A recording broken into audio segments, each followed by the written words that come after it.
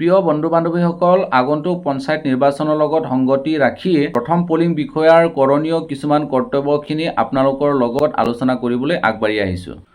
Vote গ্ৰহণৰ বাবে ব্যৱহাৰ কৰা mark copy of electoral rule যিহেতু প্ৰথম পলিং বিষয়াৰ হাততে থাকিব, গতিকে ভোটদানৰ কাৰণে অহা ভোটদাতাৰ পৰা পৰিচয় পত্ৰ বা ভোটাৰ স্লিপখন লৈ প্ৰথম পলিং বিষয়াই চিনাক্ত কৰি ল'ব লাগিব।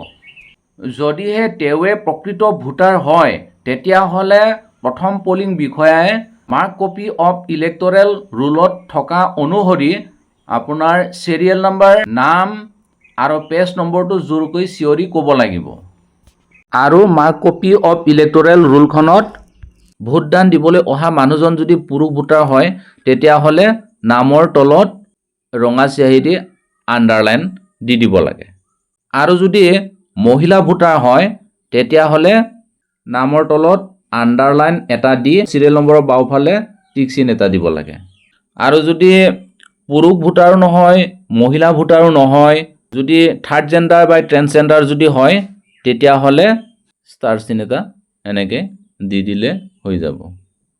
তাৰ উপৰিও প্ৰথম পলিং বিষয়াই এনেকুৱা এখন টেবুল বনাই ল'ব লাগে, যিহেতু 2 ঘণ্টাৰ মূৰে মূৰে আপোনাৰ মেল ভোটাৰ পলিং কিমান হ'ল, ফিমেল ভোটাৰ পলিং কিমান হ'ল, সেইখিনি হিচাপ বিচাৰে।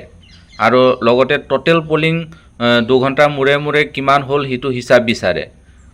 গতিকে এনেকুৱা মেলৰ কাৰণে এক্সট্ৰা, ফিমেলৰ কাৰণে এক্সট্ৰা, আৰু 2 ঘণ্টাৰ মূৰে মূৰে হিচাপ দিবৰ কাৰণে যিহেতু ভোট গ্ৰহণ 7:30 পৰা আৰম্ভ হ'ব, গতিকে 7:30 পৰা 9:30লৈকে এনেকুৱা এখন টেবুল বনাই ল'ব লাগে।